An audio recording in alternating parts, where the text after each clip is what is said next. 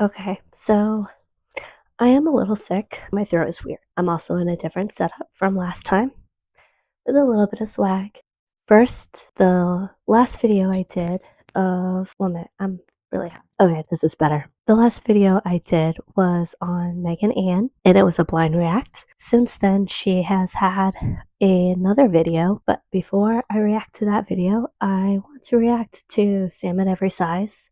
She's another creator who talks about the fat acceptance and health at every size space. So I want to talk about her video with Samyra and her take on it because there was a lot that I agreed with her. I am not reacting to these creators because I don't like them. Normally, I enjoy these creators. These are creators that I follow and watch on a regular basis. I'm just expanding my YouTube content and how I want to produce YouTube videos. I am dipping my toe in and seeing how that works. Let's get started on Sam at Every Size and her video. We are going to talk about Samyra and the fat-phobic parking meter. In case you don't remember who Samyra is, we were here talking about her on the channel not that long ago because she decided to pick a fight with Cardi B.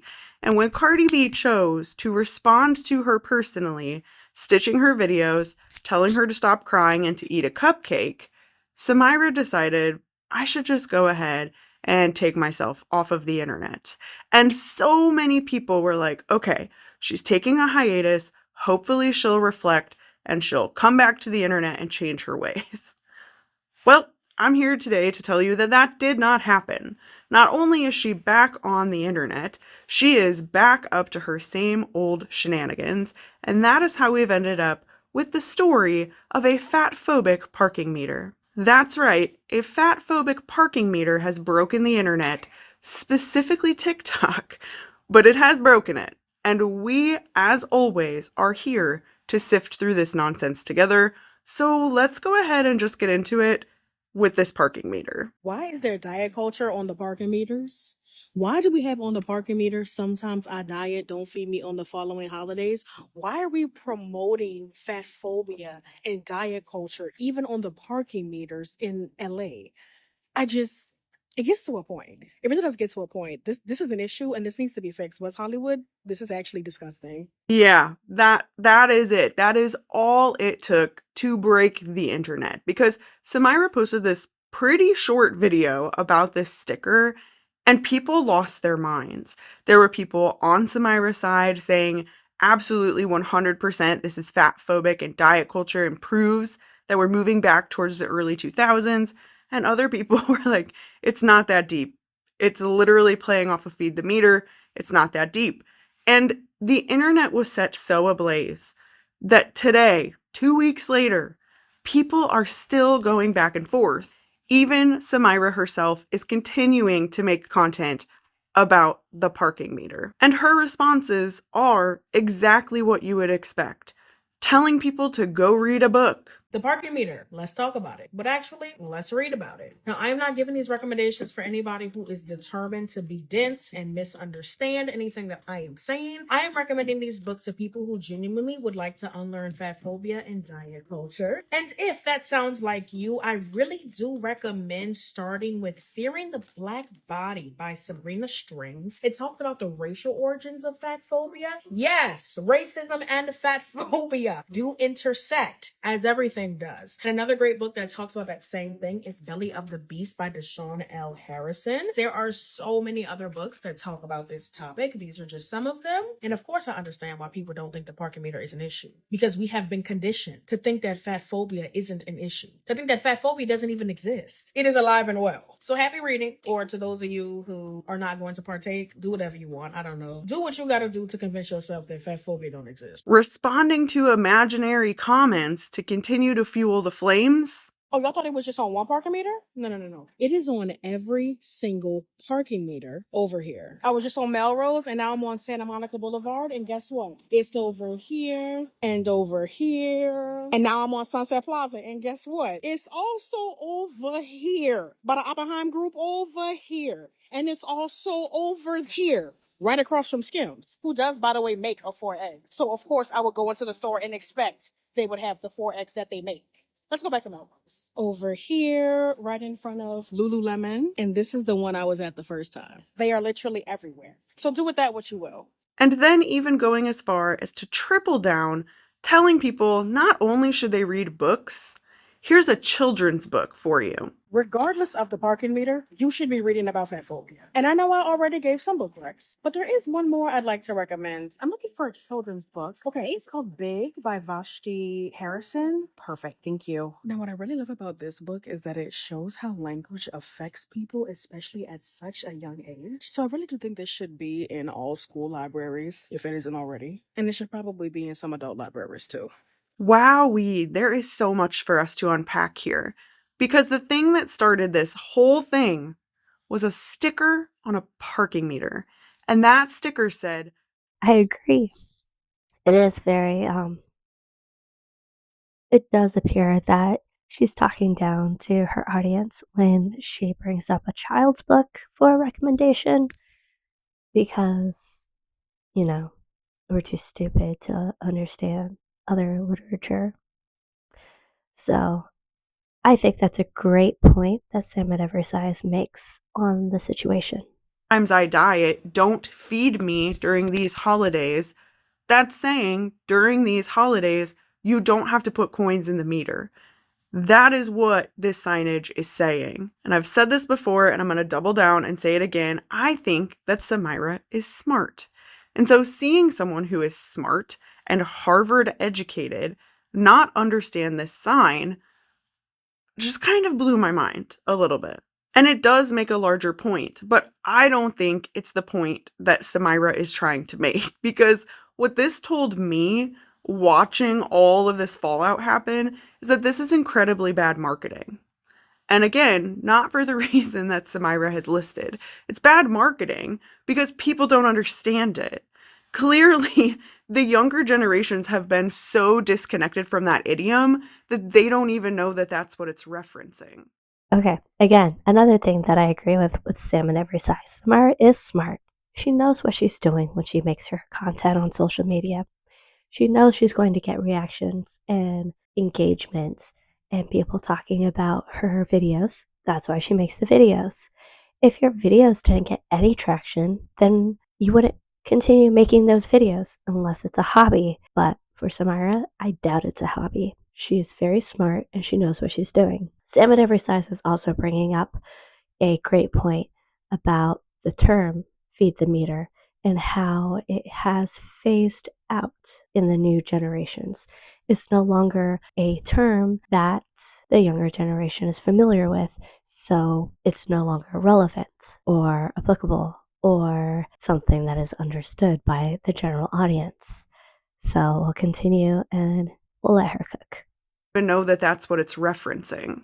And then as I started to think through that, I realized this also is a terrible marketing campaign for a touristy area. She says she's in West Hollywood. So think about people who haven't grown up in the US, who might be tourists, who might be traveling there during the holidays to do shopping. People like Samyra, this younger generation, who don't understand the idiom or maybe didn't grow up with it. This doesn't make sense to them, and that means it's bad marketing. And I think Samyra could have leaned into that. It's just poor marketing. It doesn't make any sense. People in this generation aren't going to understand it. It could be misinterpreted. All of those points would have been so incredibly valid. But instead, what we ended up getting is Samyra's typical content, right? Her rage bait content. She saw this parking meter and she knew she could make that short little video, rile up her audience as well as the rest of the internet, and then she could just sit back and wait for the views and engagement and comments and stitches to come in while she sat back and laughed all the way to the bank. Okay, so I let her cook and she talked, and she's bringing up a lot of the stuff that I had just brought up. She's smart. She wants engagement. And now Sam at Every Size is going in and showing how her engagement has been low, so she needed something to pick it up. She also brought up that it was bad marketing. Again, in my last video, I made the argument that most marketing is not necessary. All marketing is to either inform the audience or to influence you to purchase something. So I agree with her that it's poor marketing. I thought it was poor marketing because most marketing is unnecessary. And even though it's informing the audience that you don't have to pay the meter on certain days, it again is poor marketing. And I agree with Sam at Every Size why it's poor marketing.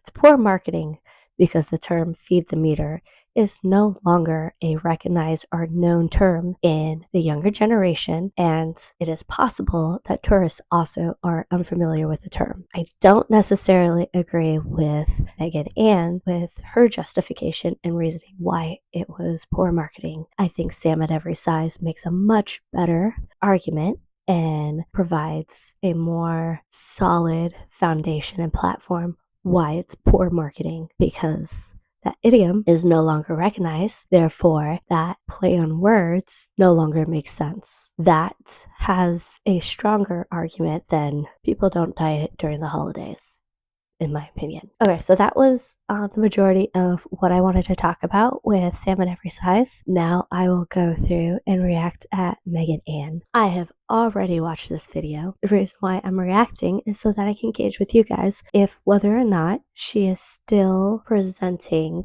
fat acceptance sympathetic statements in her videos. Let's keep going. I found that is someone talking about why they left the body positivity, fat activism movement. I always just think these are interesting because I relate to them so much.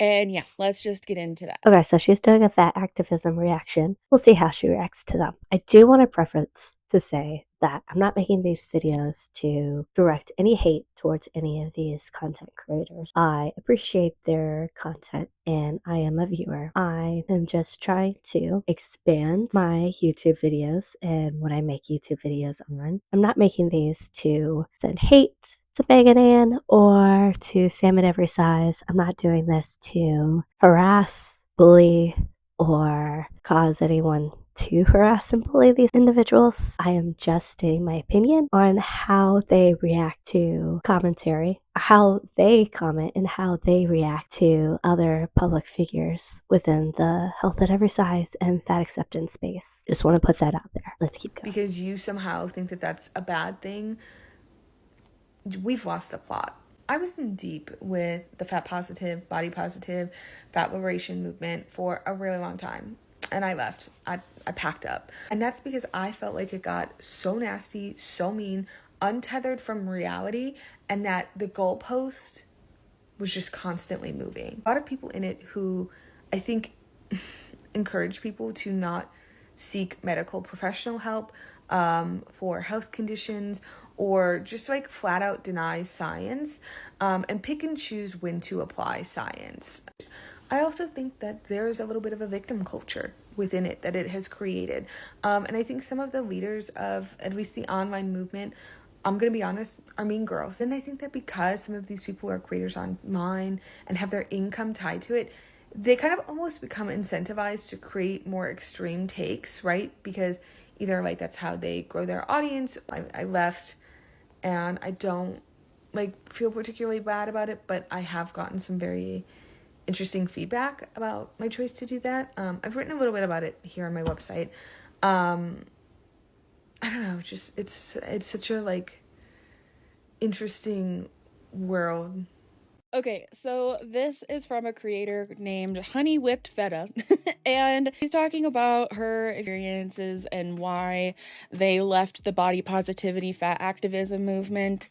And I think it's funny the end how they were like, it's just a weird world, because honestly, yeah, once you become like disenfranchised, or like you start kind of like deprogramming, I guess, the beliefs that you've taken in as someone who really believed in the fat activism, body positivity movement, whatever you want to call it, you start looking at it and you're just kind of like, this is really weird. This is some weird stuff. And so I just thought that was funny. I agree wholeheartedly with like everything this creator said, because these are all the main reasons why I started making the content that I do, because I think having someone on who was also on the internet who has been in that mindset before, such as myself, then has kind of become distant from it and because I started to realize like all of the hypocrisies in it and all of the flaws in it, I just felt like I needed to talk about it. And I'm really happy that other people are kind of waking up to this too, and we're seeing this a lot more. This creator is not an isolated incident. I do wholeheartedly agree that a lot of the top creators in this community are mean girls. Like I posted a video about Tess Holiday like a couple weeks ago or last week, I don't know, time. So many people were commenting on it being like, wow, she's just a mean girl now. And I was like, yeah, basically.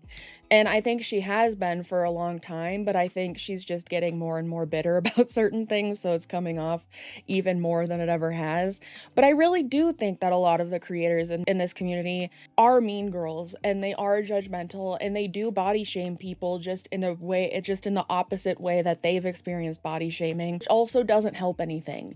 And I love that she brought up that they encourage people not to get medical opinions, not to go to the doctor, things like that, because I have been saying that for years on this channel, because they'll say things like the doctor taking your weight is fat phobic, the doctor's prescribing you certain medications is fat phobic, the doctor suggesting that you need to lose weight when it's related to a condition that you've come in there for is fat phobic, like, which are all just not true. Like, I mean, you're taking your weight at an appointment is like a necessary vital sign.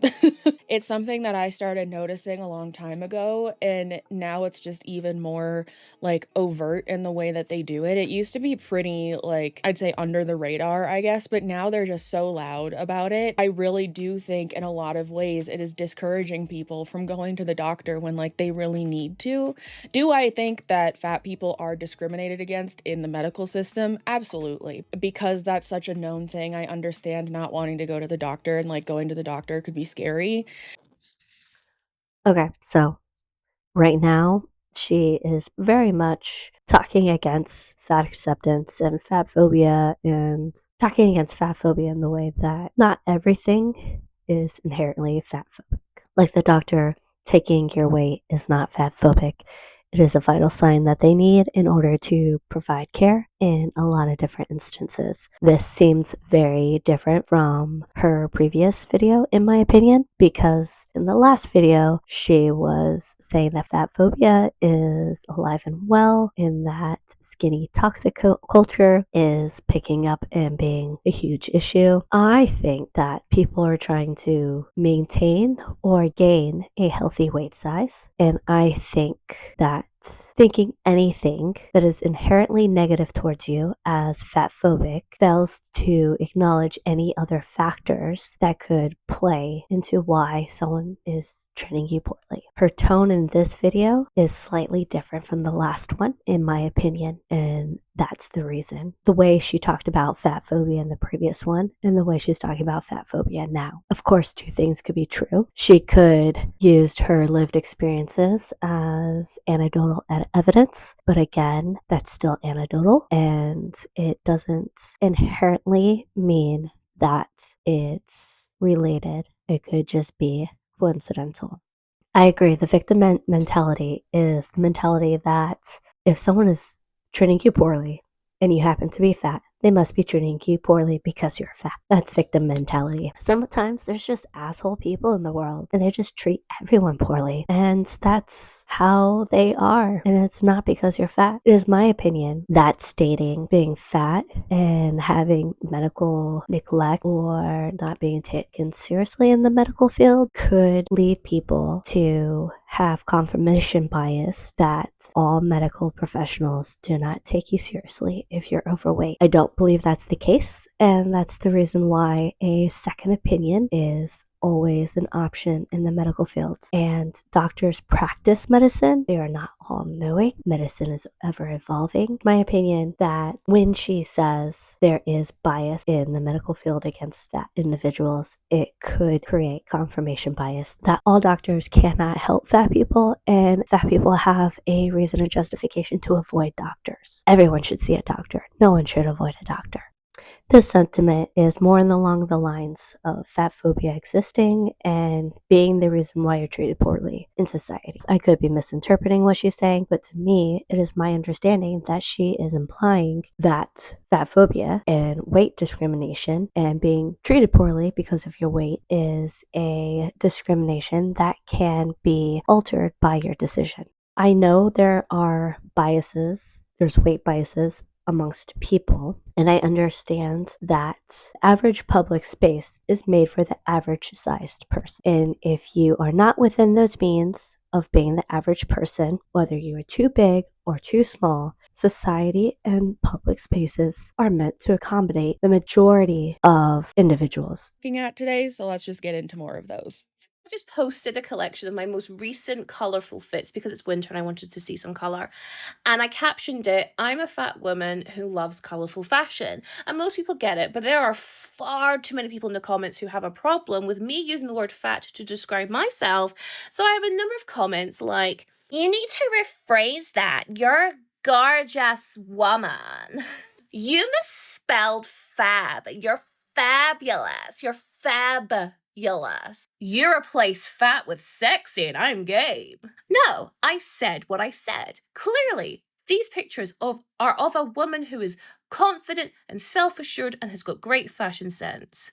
Clearly, she uses the word fat in a very intentional way. If people have a problem with me calling myself fat, then get the fuck out of here. You know what I mean? Get the fuck out of here. We have done so much work to try and make this a more neutral term. Now, I get people still have baggage with that word, granted. But I understand if I was calling someone else fat. I'm calling myself fat. I don't need you to be hyping me up in the comments trying to tell me that I'm not fat, that I'm sexy, or that I'm fabulous. No, I can be fat and fabulous. I can be fat and sexy. If you have a problem with me calling me fat, then you need to get the fuck out. Okay, so I thought this one was a good one to follow up that last one because I think it's like a perfect example of the victim mentality that has been made in the fat activist movement. I understand the frustration because I've experienced this in my own life. Like, when I call myself fat, someone immediately being like, oh no, you're beautiful. It's like, pause, pump the brakes. I can be both of those things because for me, fat again is just like a descriptor term, like this creator talks about. Like it's the same thing as calling someone skinny or tall or blonde or whatever, you know? I think this is also just a really good example of kind of bubble that these creators and honestly like creators like myself, we kind of live in when like all we do is talk about these things. Like people who are like kind of critiquing her use of fat to describe herself maybe aren't as hip to the effort that people online have been putting in to make calling yourself fat just a very neutral thing, because like she said in her video, there is a lot of stigma and baggage surrounding that word. And if people aren't chronically on on Instagram or TikTok or whatever, and they don't know that people have been trying to like make that a more neutral term, then they're still gonna have that, you know? And like we can't get this mad at them for not realizing that people are trying to do that kind of work with the word fat, like because not everybody lives in this bubble in this corner of the internet to see that happening, right? And that's why when people do try and correct me on like, oh, you're not fat, you're beautiful, I'm like, it's okay, but like I just use fat as like, a descriptor because I am fat. Like it's just, you know, like I just think this level of like animosity towards this was kind of unnecessary. But yeah, I just thought this was a good one to like follow up that last one and like talking about the victim mentality and things that happen or that are formed in fat activism. So yeah. I don't have really much to say about that clip and her response on that. That is a descriptor word, and you should be able to call yourself whatever you want. Is it possible that if you use negative descriptor words that it could impact your self-esteem? Sure. But if that is not a negative descriptor, then how is it going to negatively impact your self-esteem? So let's start off with the one where they're talking about being fat is a choice, and then we'll go through the other two. On record, when I say that being fat is not a choice, that is it. Period. Being fat is not a choice. It's not. Being fat is not a choice because it's a disease. My body is not a disease. Are there health conditions that can be correlated to higher body weight? Yes, I've never denied that. However, that isn't an excuse for fat phobia. That's not an excuse for medical weight stigma. That's not an excuse for you to assume that every single person in a larger body is the same. Okay, so I'm gonna pause that here. So that's the one that we've already talked about. The next one in this 3-part series is this creator replying to a comment saying, if fat isn't a choice, then how is weight loss a choice? And this is what they had to say. Well, it's not the same thing. And let's get into it. The first thing is, the word is intention. Intentionality. Intentional. Intentional weight loss is a choice. Intentional weight loss is a choice. There's going to be context, there's going to be nuance. There might be lots of reasons why somebody chooses to lose weight, none of which are my business, but it is a choice. Now, there is unintentional weight loss. When someone's body loses weight and that person did not choose to do it.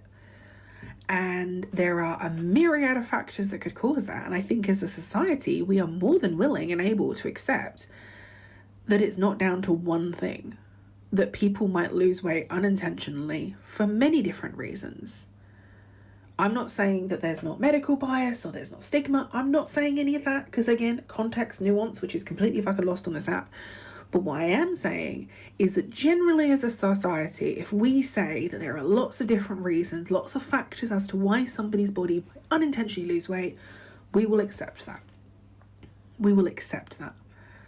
But when I say that being fat is not a choice and that there are more than 30 factors that can lead to somebody being in a higher body weight, there is outcry. Those same people are completely unable to accept that that could be true. And everyone wants to put it down to one very specific thing. And I know that because I read the comments. So that is the difference. And again, this is a, 2-minute video? I can't get into all of this. This is not the place for that. I have a podcast. That is where I get into much bigger conversations around these things. But that essentially is it. And I don't think this is genuine curiosity. I think you want to catch me out and say, if she's saying the fat isn't a choice, then how is weight loss? Well, that's the difference. It's not really about that. It's actually more about how society perceives these things. And you've kind of proven my point, that we are willing and able to accept that people lose weight intentionally or unintentionally.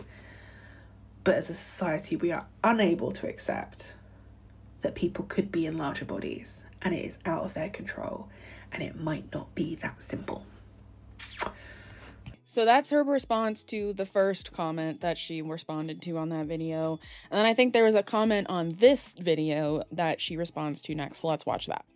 The comment says, trying to lose weight is the biggest predictor of weight gain long term. When will people get this into their heads, for fuck's sake? I'm so tired of the you're glorifying your schmesity rhetoric and comments, because if I really wanted everybody to be fat, I wouldn't talk about the harms of diet culture.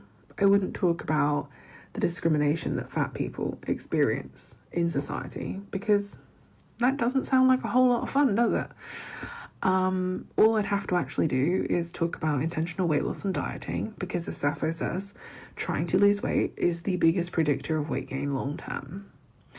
And as a society, we know this. There have been studies, many studies, and most of us have had that lived experience. But anyway, that's diet culture for you. Okay, so I think I cut it off a little bit with the screen recording, but she ends it saying, anyway, that's diet culture for you. So that's the 3-parter that I wanted to include in this video. Just with the last and the 3 that it's shorter, so I'll just cover that here. Here's the thing about studies, and this is from someone who, I'm not saying this like put myself up on a pedestal or anything. I just have experience from going to college of like researching studies and stuff like that for papers and whatever.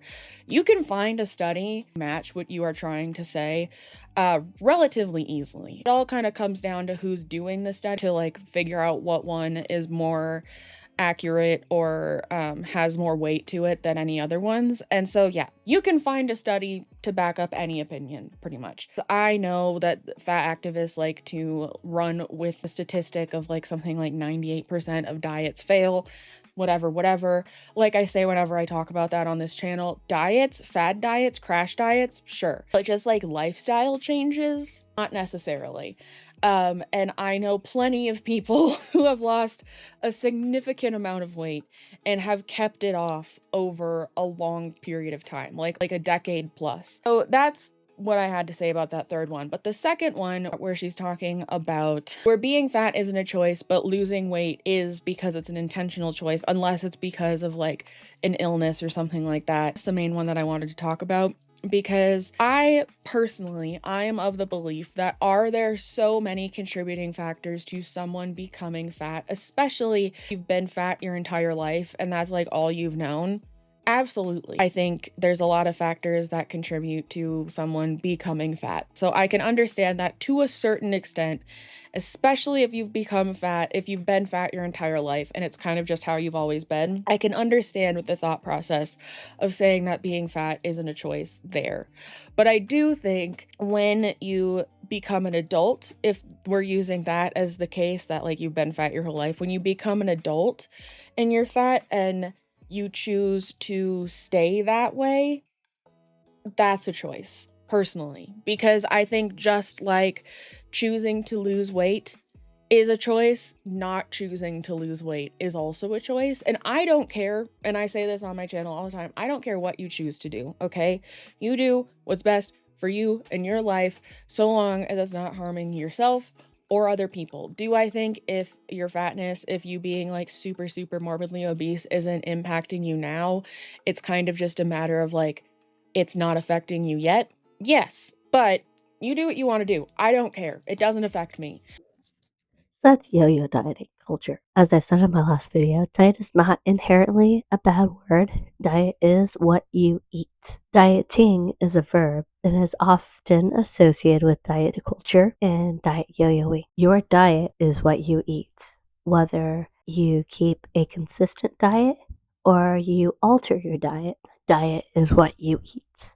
And Sam at Every Size did a really great video commentary on the 98% statistic and study. And that study is in reference to yo-yo dieting and fad diets. I will link the video right here.